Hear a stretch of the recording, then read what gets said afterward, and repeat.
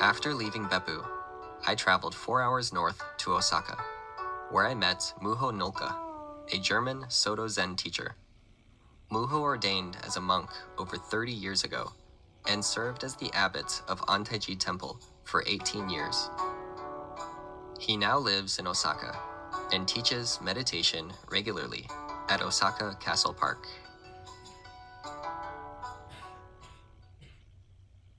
Was the Buddha and what did he teach? I could imagine that every Buddhist has their own idea of who the Buddha was, what he really taught, what really Buddhism is all about. And I think it's okay that everybody has their own idea.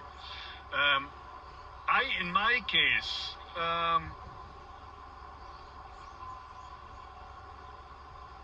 when I think about the Buddha and about his kind of original question, I think about myself when I was 7 years old. So I kind of see the Buddha through my own eyes, and I think that's okay. So for me, the Buddha is somebody who questioned the meaning of his life. He felt he was suffering, and that's something that is also speaking to me. That was the case for myself. Life is, well, not satisfactory. You're never completely satisfied.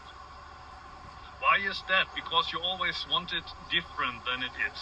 You always want the things that you can't have, and the things that you have are exactly those that you don't want to have. That goes for people, that goes for things, that goes for everything in your life. It's never exactly the way you want it.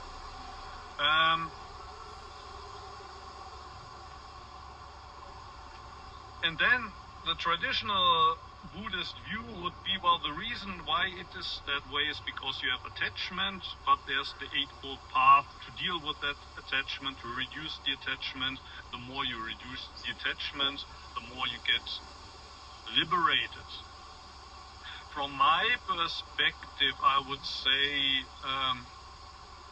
the way to liberation is to, first of all, how do you say, really get into contact with the suffering, accept the suffering, rather than say, I suffer because I'm attached, so now I need to reduce my attachment. I would say, really get absorbed by this suffering, and the moment you get absorbed in the suffering, you often realize, actually it's not so bad. Life is not the way I thought it's supposed to be, but it doesn't have to be the way it's supposed to be. Or for example, one example would be pain. When you sit for long hours, often you feel pain. Pain is the, how do you say, the way suffering, or dukkha as it's called in India, unsatisfactoriness manifests as pain during sitting. How can you be liberated from pain? By just being in pain without doing anything. So you even try to stop, to reduce the pain or get out of the pain. And then there are all those moments where you realize, okay, there's pain, but actually there's no problem with that. You could say in a way, there's pain, but there's nobody who's feeling the pain, or it doesn't hurt anymore. There's the pain, but it doesn't hurt anymore. And I think the same is true about all of suffering. So you just accept suffering at face value, but then you realize there's no problem with it. Until then, you thought, well, I have a problem with my suffering, I need to do something about it. And in my view, when the Buddha, after 6 years of ascetic practice, just sat down under the Bodhi tree and said, he did exactly that.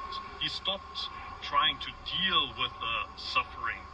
He even didn't try to reduce the suffering anymore, but he sat with the suffering and he saw the morning star and realized, oh, that's it. That's it.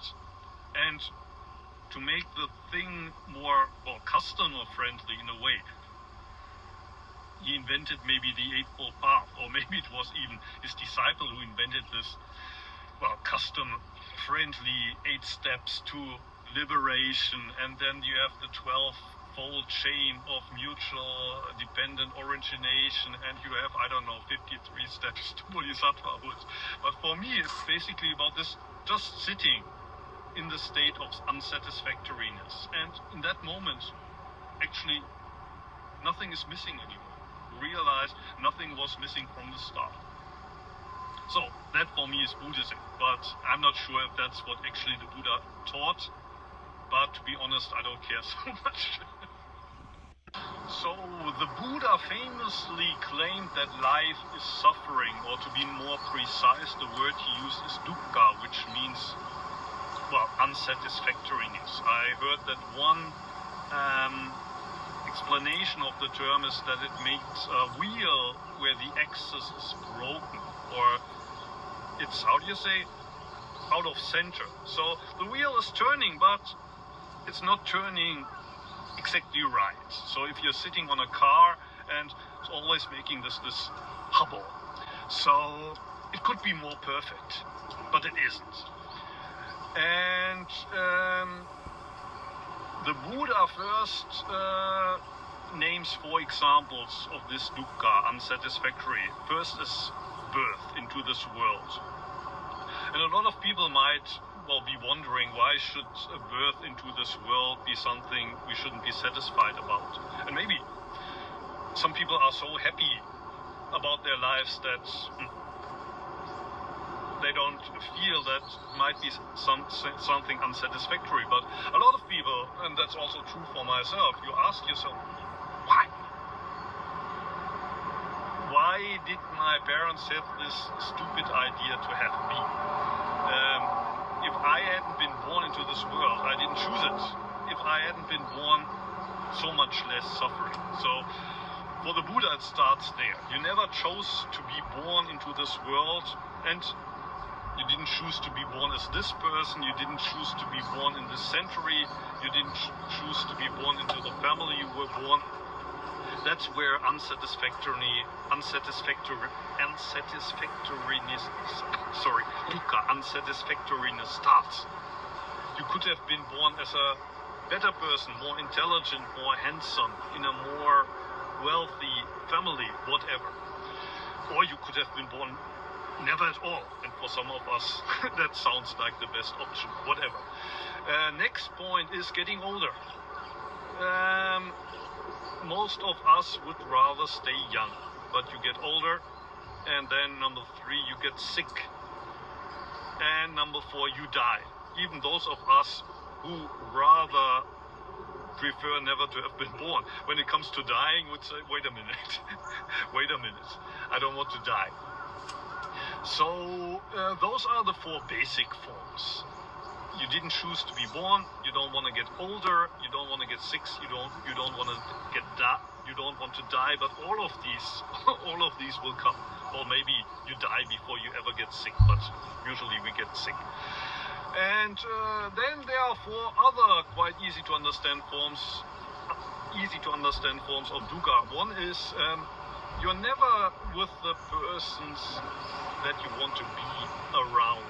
For example, romantic love would be one example. You never can get the one that you would want to have. Your love interest. Other boys or other girls always get the better partners. You always feel that you are less popular. And the one that you get is never the one that you really wanted. And today we have Tinder, we have all these opportunities to get the perfect choice. So sometimes you get exactly the person that you wanted. You chose that one and you get it. And the funny thing is, even then, dukkha works. You thought you got the one that you wanted, and 2 weeks later, 2 months later, maybe 2 years later, you realize it wasn't the one after all.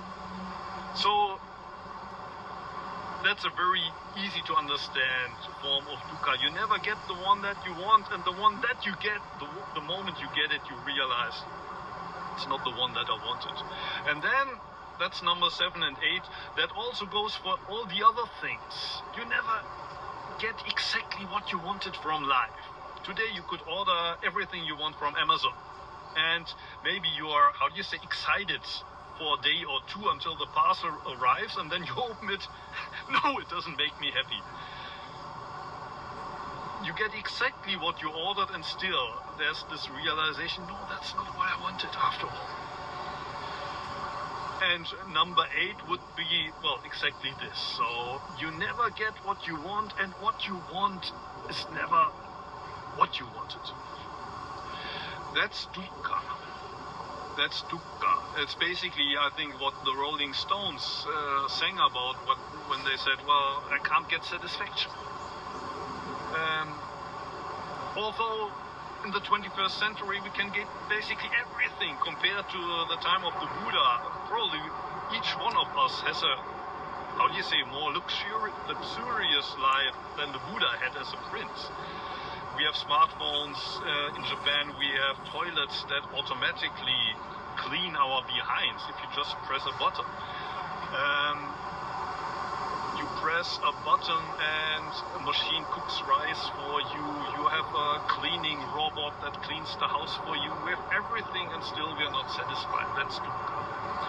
How can you get released from that? How can you get liberated from dukkha?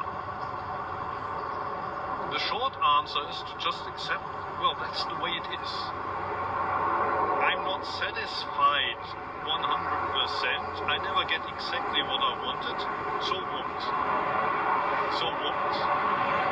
Is there a problem? No, there's no problem with that. It only becomes a problem if you make it into one. If you think, but I'm supposed to get this, I'm supposed to be happy. But as soon as you let go of this idea, I'm supposed to be happy, you realize there's nothing missing. That not only goes for happiness, but also for terms like enlightenment or nirvana. At the beginning of the Buddhist path, you think, I have also Buddha nature, supposedly. So after 3, 5, 10 years, I should be enlightened. But as long as you practice with that attitude, you never get enlightened. You never get to nirvana. Because you have this idea, now I'm samsara, but samsara sucks. There must be a way out of here. And for me, nirvana means the realization, actually samsara is not so bad. Nothing is missing here. The only thing that's kind of in the way, the only thing that's making me suffer is this idea, but I have a right to be in nirvana. My life should be easier than that. As soon as you let go of this idea, there's no problem. There's no problem. So that's what for me is liberation from dukkha. To just accept dukkha and realize it's not so bad. It's not so bad. And interestingly, I mean, people think that after Buddha got enlightened at 36, so he attained nirvana at that point of time, people imagine that he didn't have any suffering anymore. But when you read the sutras, you hear the Buddha complain about pain in his back, or he died from, how do you say, food poisoning. He had pain at that time. He was suffering from diarrhea at the end of his life. Interestingly, even after his enlightenment, he also, from time to time, he had conversations with Mara. One English translation would be the devil. And for me, that's kind of, the devil is something inside of the Buddha. It's not something outside. So having a conversation with the devil means that the Buddha still had doubts, or at least that's how I see the Buddha. That's not maybe the traditional point of view, but when the Buddha had a conversation with the devil, he was dealing with his own doubts. That means that even the Buddha was still facing dukkha after enlightenment.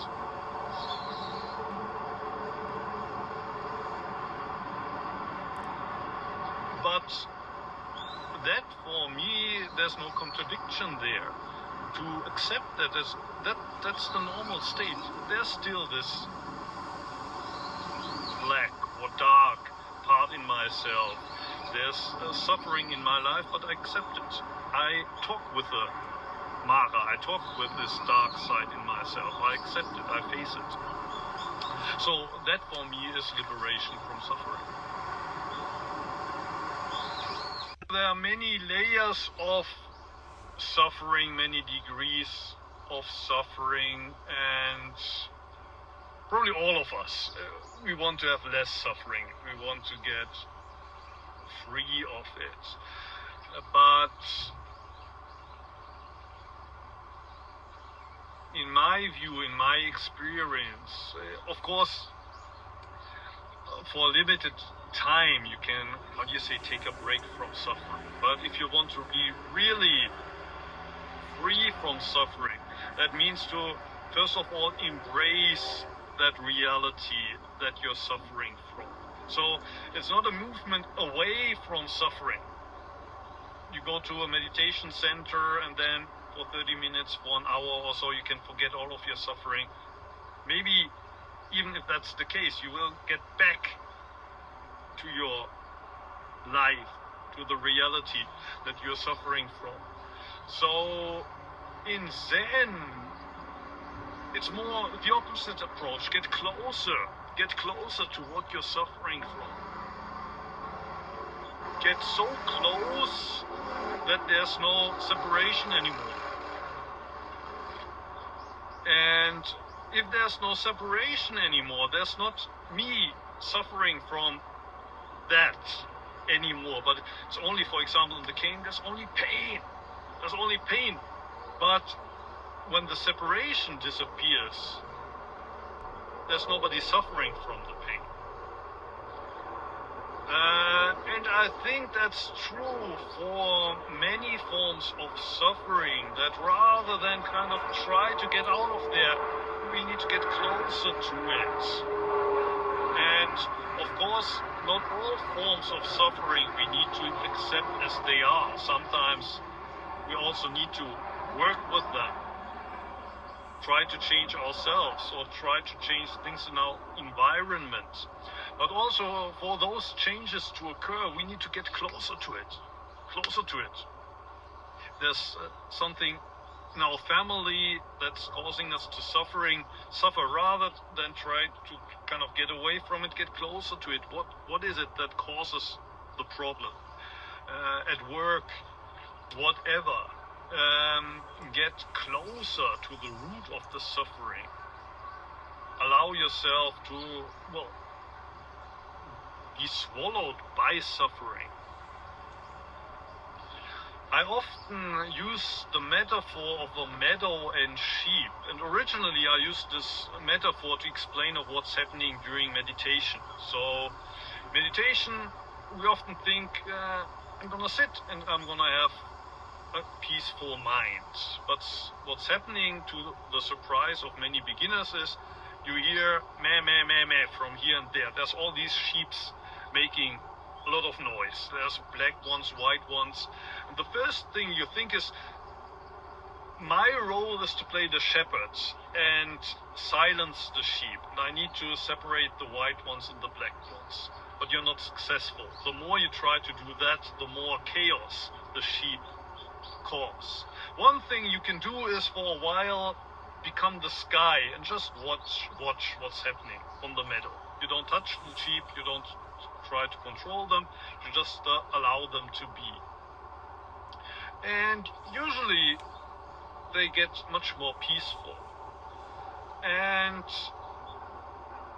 I would say that you should not stop even there, because at that point where you are the sky, there's still this distance. You're watching from the distance.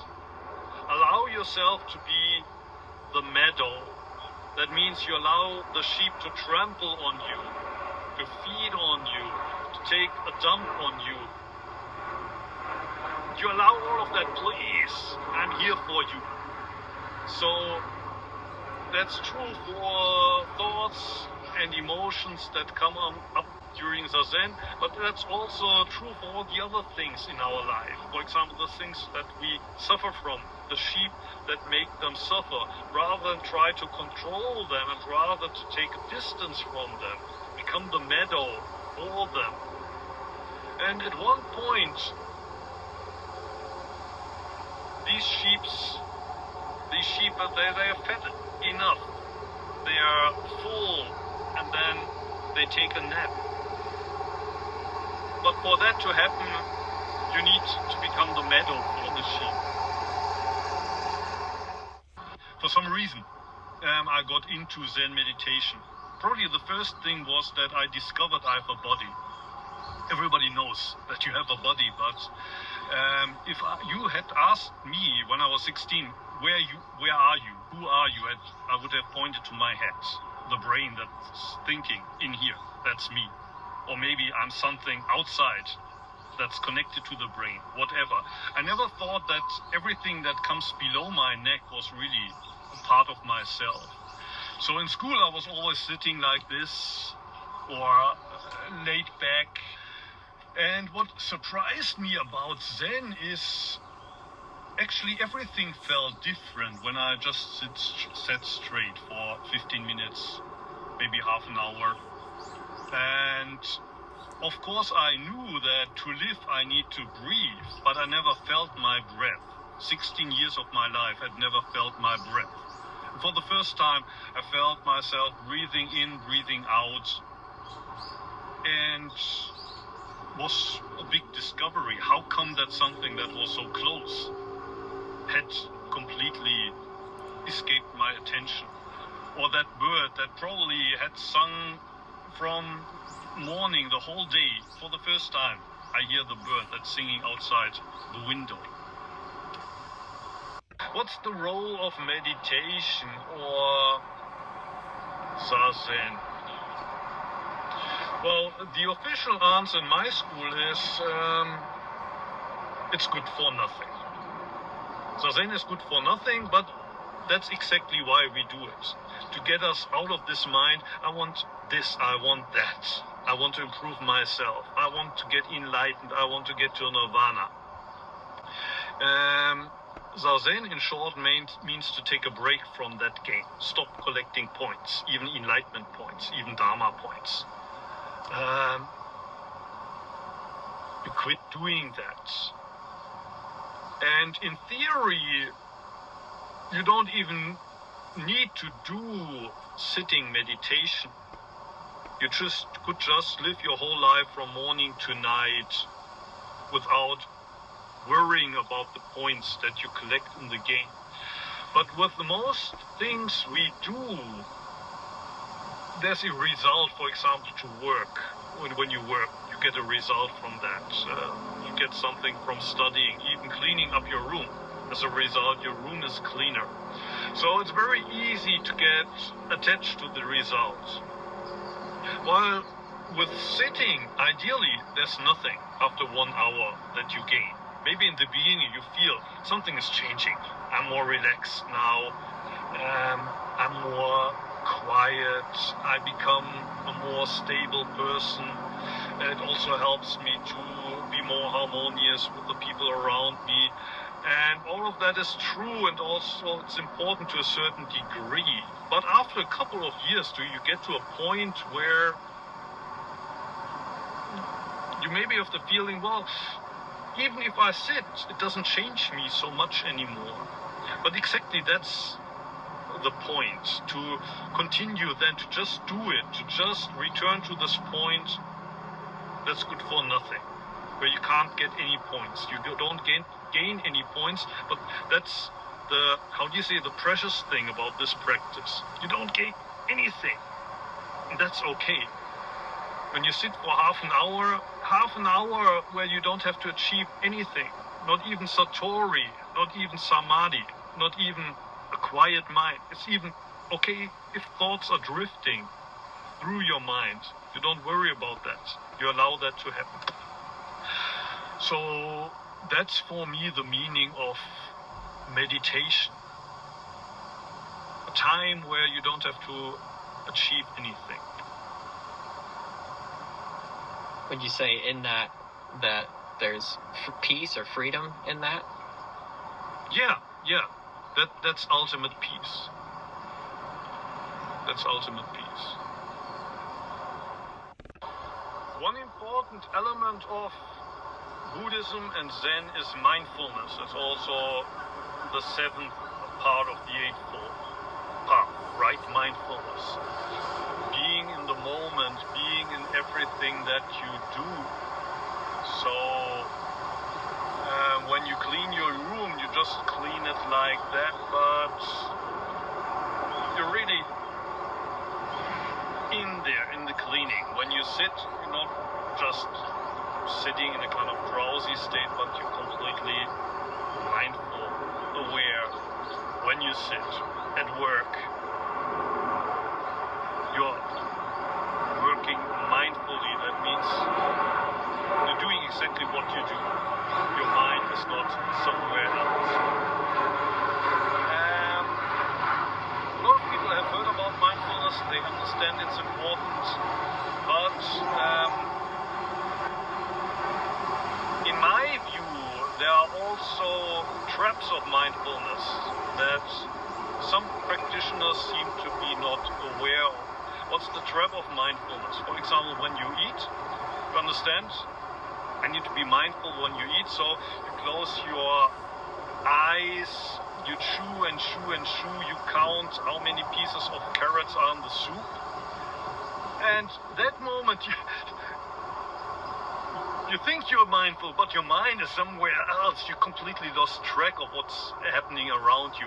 You're so mindful when you clean and you brush with the broom that you fall over your own feet. So sometimes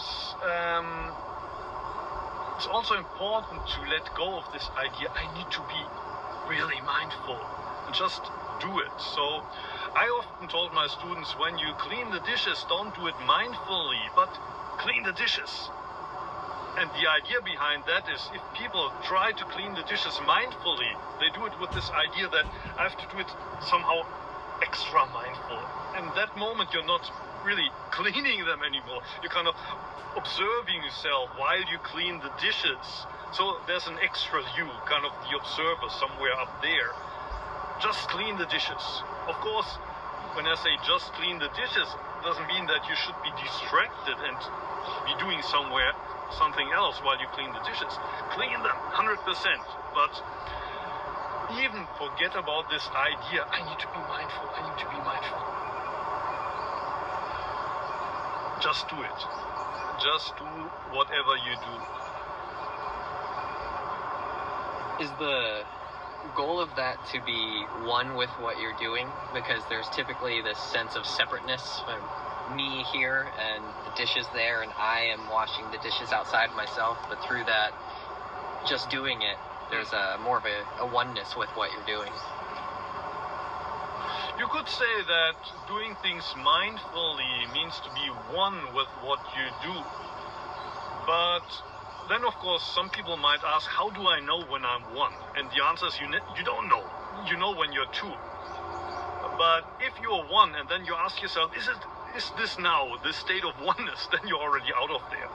So it would be another trap to think, I need to become one, I need to become one. You will never become one as long as you try.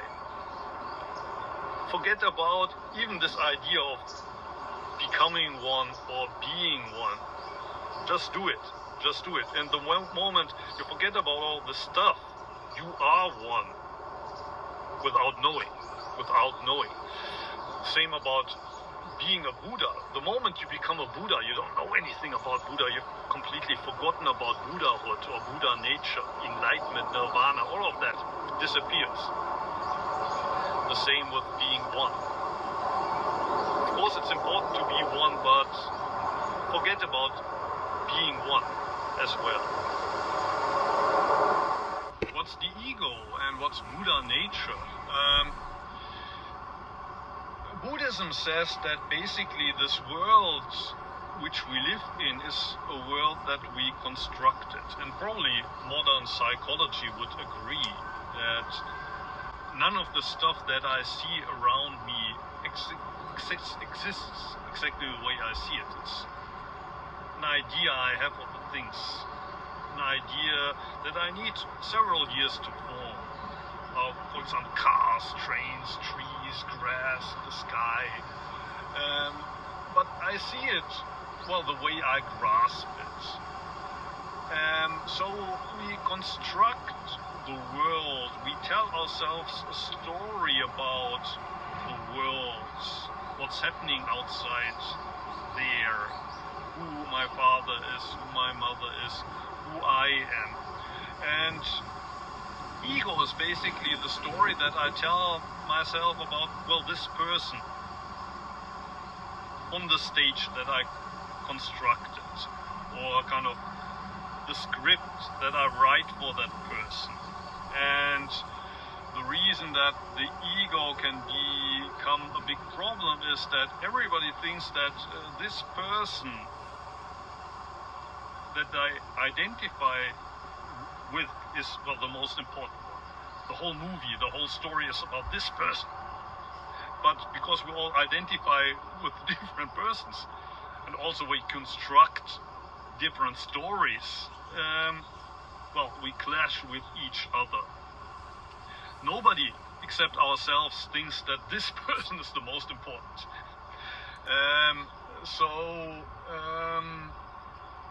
Nobody appreciates us the way we would wish to be appreciated. That's ego. That's what I would say is ego. Kind of the idea, the presumption that this person that I call myself is the most important, that the whole story or the whole movie, whatever you want to call it, is about this person. So what is Buddha nature? Traditionally in Buddhism, Buddha nature means the potential of each living being to become a Buddha at one point. In Zen, you don't understand it that way. In Zen you would say, right now your reality, the reality you're living right now, is Buddha nature already. This moment when I speak, Buddha nature is speaking. This moment when you watch and listen, Buddha nature is watching and listening. So, using the metaphor of the story or the movie, Buddha nature would be the screen where the movie takes place. Buddha nature is what becomes before you construct the world, but what needs to be there for a world to appear in the first place. So, in the Heart Sutra, which is a very basic text in Zen, there's this phrase which says, there's no eyes, no ears, no nose, no tongue, no body, no consciousness, and there are no things that you can see, nothing to hear, nothing to smell, nothing to taste, nothing to feel, nothing to be conscious of.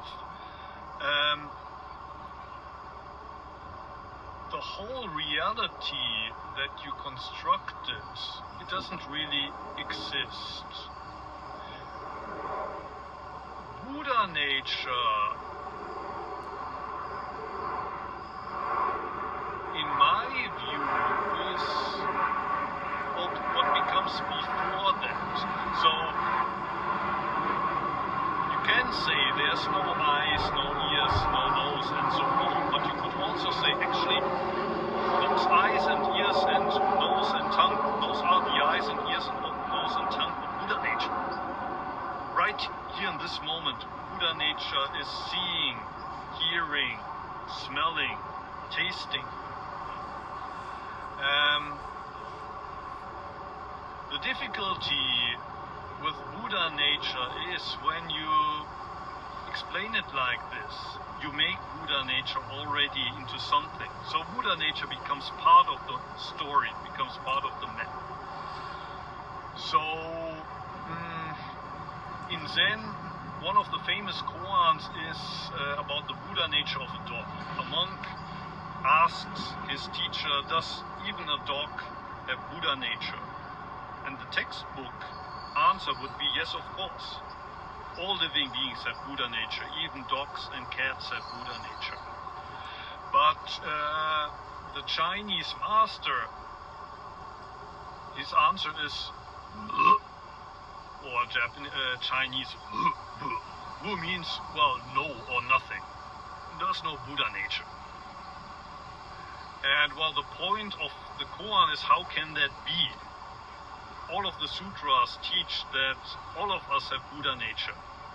How can this Chinese master say that there's no Buddha nature? And the point of the koan is, of course, something that you shouldn't explain. But if I explain it just a little, Mu means let go of this theoretical concept that you have of the Buddha nature and become one with, well, Mu. And Mu in this case would be the ungraspable.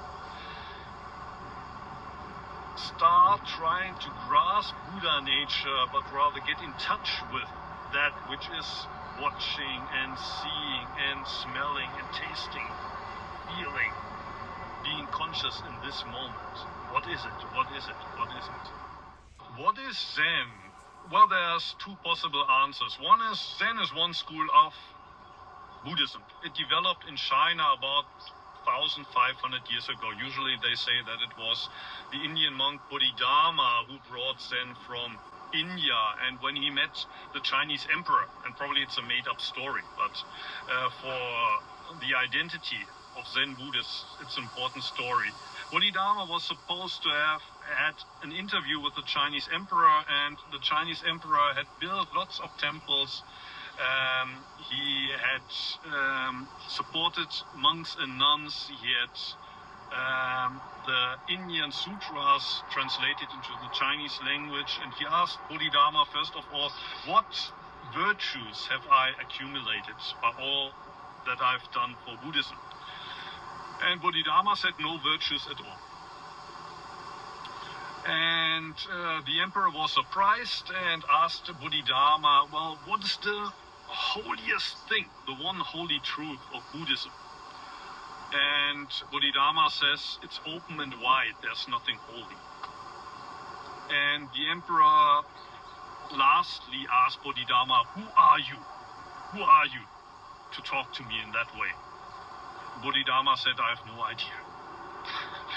And then he went to Shaolin to sit for 9 years in a cave until his first student came. And at first Bodhidharma wouldn't even look at him. Only after the student chopped off his arm to demonstrate his motivation, his willingness to study with Bodhidharma, he turned around and the student asked, my mind can't find peace. Please give peace to my mind. And Bodhidharma said, well then, show me your mind. Bring that mind to me. And the student says, I can't find it. And Bodhidharma says, there, your mind already has peace. That's the story about how Zen started in China. And Bodhidharma is also credited with saying that we don't rely on the sutra. That's the difference between Zen and all the other Buddhist schools. They all rely on this sutra or another sutra, because there's lots of scriptures in Buddhism. And few Buddhists study all of these scriptures. There's too much. So they concentrate on one. For example, the Lotus Sutra, or a sutra that concentrates on the Buddha Amitabha, whatever. And Zen says, basically, forget the sutras. Follow the example of the Buddha. That means sit. Sit, sit. And of course, it's not only about the sitting, but being aware in all of what you do during the 24 hours of the day. So Zen is the school in Buddhism that says, well, if you don't become Buddha, you won't find the Buddha anywhere. You don't find him in the scriptures, you don't find him in the temple halls. It's not about the statues. You have to manifest the Buddha in daily life. And that's, well, the historical development, but you could say that actually, well, Zen isn't part of Buddhism at all, because you don't have to believe in Buddhism. You don't have to believe in the teachings to do that. You could do it as a Christian, you could do it as a non-religious person. So you could say, and some people do that, that Zen is kind of the core of Buddhism, but it's not part of Buddhism. You could also, well, take it out of there, so to say. Remove the religious taste of Buddhism altogether. In China, Zen developed into 5 different schools, and Rinzai and Soto are the 2 that exist until today in Japan. Soto is my school, Rinzai is the other school. Rinzai is famous for using koans, so you don't just meditate, but the teacher gives you a question. One famous question is, 2 hands clap. What's the sound of 1 hand clapping?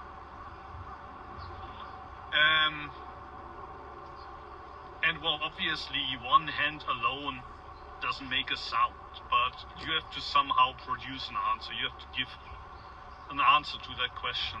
And then there's hundreds of these questions. So in a way, the teacher drives you into a corner, or he tries to, how do you say, get you into a state where all of your logical thinking doesn't get you anywhere. And in Soto, you don't use these questions. It's all about sitting. And in the beginning, at least that was the case for myself. You think, well, you meditate to become a Buddha in the future, to get enlightened, become a Buddha in the future.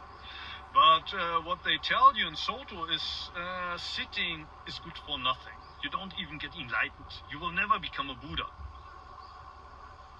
And then the question, of course, is, well, why do we sit then?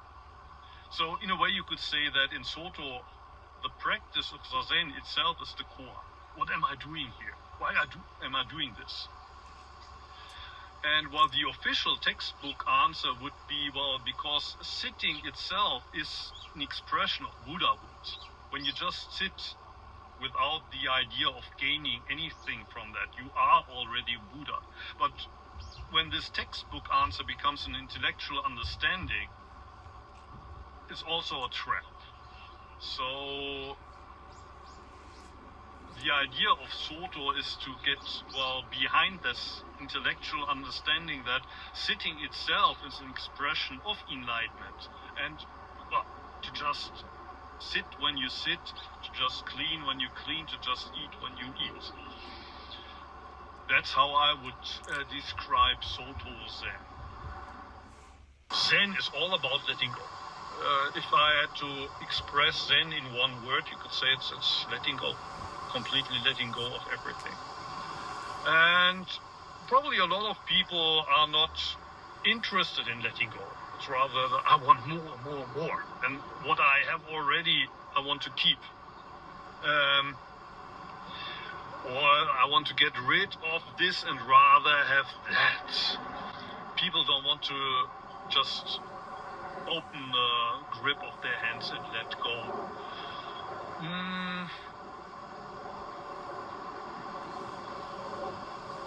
I'm afraid you can't really, how do you say, force people to understand that letting go is a good thing. It's just that we all suffer, and in the beginning we might think, I suffer because I don't have enough already. I need more to reduce my suffering. At one point you get to the realization it's exactly the other way around. I don't suffer because I don't have enough already, but rather I suffer because I want more and more. It's exactly this mindset that makes me suffer. What gets me out of that mindset? Well, letting go. I don't need more. I rather need less material stuff and less mental stuff. So how do you do that? For those who practice the Dharma, that can be a very difficult problem. So you understand that letting go is a good thing. You say, I want to let go. I want to let go. When you meditate for 30 minutes, you try to not think about enlightenment, nirvana, but rather you want to let go of all of that. I want to let go of everything, especially things like, I don't know, I want to buy this, I want to have sex, whatever. You want to let go of all of that, but you can't. You're still thinking about what you want to eat for dinner, you're still thinking about your girlfriend, you're still thinking about this enlightenment that you hope to have at some point in the future. How can you possibly let go? And my answer to that is, as long as you try to let go, it's never gonna happen. Letting go is nothing that you do. It's not that you sit and then you tell yourself, now I let go, and then it's happening. It's not gonna happen. Forget about letting go. Opening the hands, Uchiyama Roshi, which is the teacher of my teacher's teacher in Antaishi, he has this expression, opening the hands of thought. And that's his expression for Zazen. You open the hands of thought, and when you open the hands, you're ready to accept what's happening right now. So letting go doesn't mean to push things away, but it means to just allow reality to manifest in this moment. And this can be, for example, craving, desires. Allow that to happen without touching it. So don't tell yourself, I need to let go. Rather, allow reality to unfold without getting involved in it.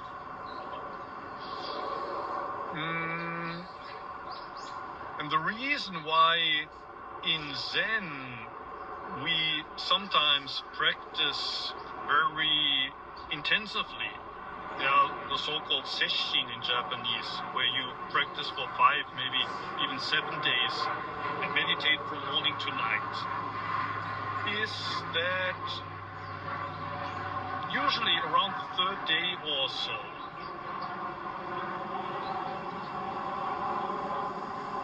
you get to a spot where pain, frustration, all of that, doubts about the meaning of what you're doing, get so strong that you have only 2 options. Either you pack your stuff and leave, or you keep sitting on the cushion even though you're so desperate that sometimes it feels as well, it costs your life.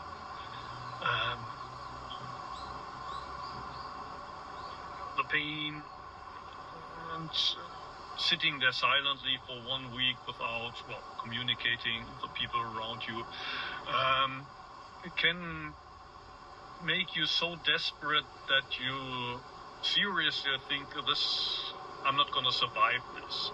But then if you keep sitting, you have no other choice than letting go.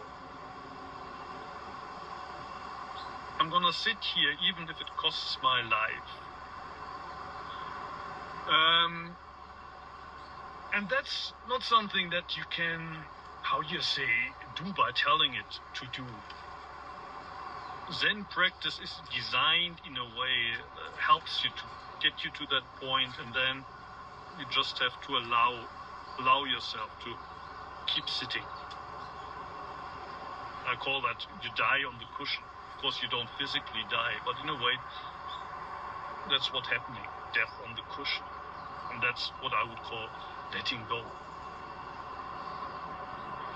And in that moment you accept everything. So again, that kind of letting go, even of your life, means to accept your life. And for me, until then, it felt like I'm didn't ask my parents to have me, life sucks, life sucks, life sucks. I was convinced life sucked.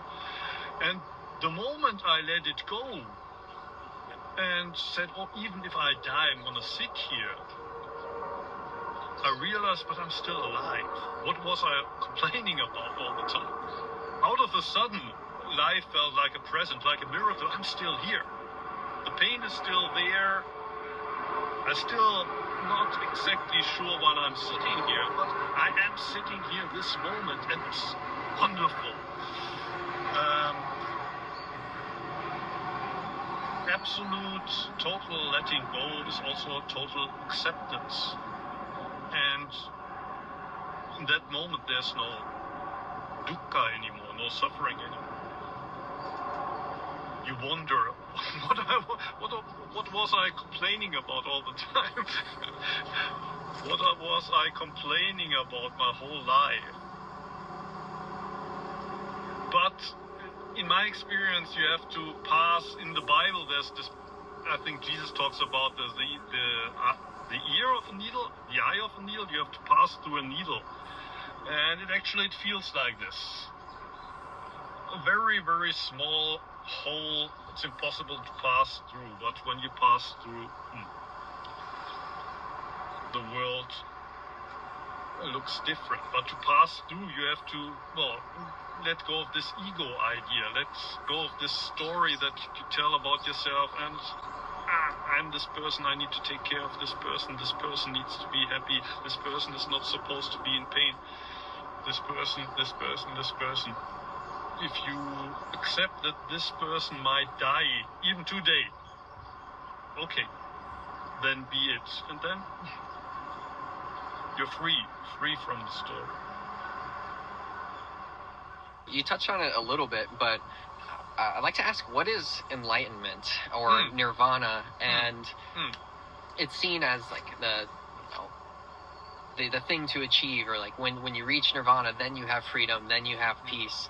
So what characterizes that? How can someone experience that peace or that freedom or enlightenment? Even if I know in Zen it's a little about like letting go of trying to get to that destination, but there's still this concept of there being a state of freedom or nirvana. What is enlightenment? What is nirvana? Maybe it's easier to explain what illusion and samsara is. Illusion is exactly this idea that I'm in illusion now, but I want to get enlightened at one point in the future. I'm in samsara now, but there's nirvana on the other side of the river. I want to get to the other shore. That's what makes us unsatisfied, which makes us suffer.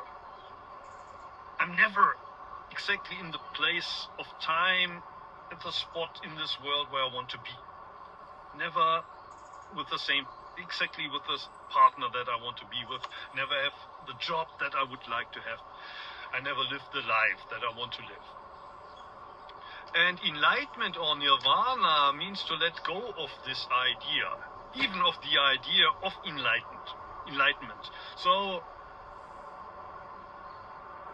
if you are really enlightened, you don't have the idea, now I'm enlightened, because there's nothing to show off. For example, Dogen, the founder of my school, when he came back from China, he said, I come back with empty hands, I have nothing to show. Not even Buddha Dharma, not even enlightenment. Nothing. But that would be enlightenment. That's not even enlightenment anymore. Nirvana would be to realize, actually, there's nothing but samsara, but there's nothing missing. It's not samsara anymore. There's only this shore. There never was the other shore. I'm already there where I wanted to be. I'm already in the place. And that's the famous here now. I was always there, but my mind was always on the map. My mind was always yesterday, today, tomorrow, you and me, him, her, and always comparing. Your mind was never at this one point or this one place, which is the only place to be. But that's where you never are. That's, again, nirvana and enlightenment would be to return to that point. And when you return to that point, words like nirvana and enlightenment lose their meaning. That's why in Zen we say there's nothing to gain. There's nothing to gain.